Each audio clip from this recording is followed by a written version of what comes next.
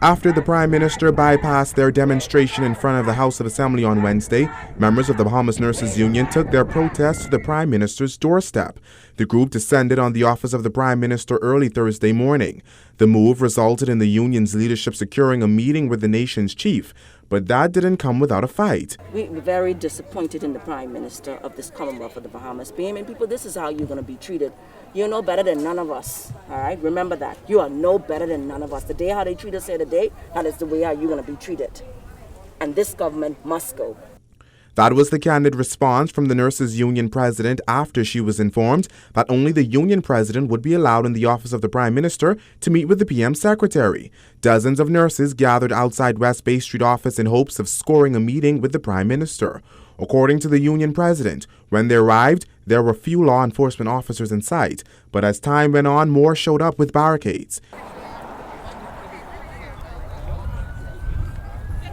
Eventually, a senior law enforcement officer approached the union leader, resulting in this exchange. No, we want a date and we want the nurses to sign the book and to say that they're requesting to see their dates. Also. You as the head of the nurses union. No. They can speak for themselves. They want to, if they request, I can't take them away. All right, so let me tell you. No. We will consult. Okay. We will come back to you in short order. The nurses are demanding the more than $300,000 reportedly owed to them for work during the COVID-19 pandemic and Hurricane Dorian. In Parliament, the health minister asserted that nurses at PMH were paid overtime. Wells should have sit down in his seat and keep small. That senior police officer later informed the union that only the union president would be allowed inside to meet with the secretary. That response wasn't received very well. Dr. Menace, who is a doctor who has worked alongside of us, who we have voted for to put him in Parliament, he should be just ashamed of himself. I am sad to be a nurse in the country of the Bahamas at this time. And after waiting outside the office of the Prime Minister for more than an hour, nurses were instructed to leave the premises after finding out that only the union leader would be allowed inside.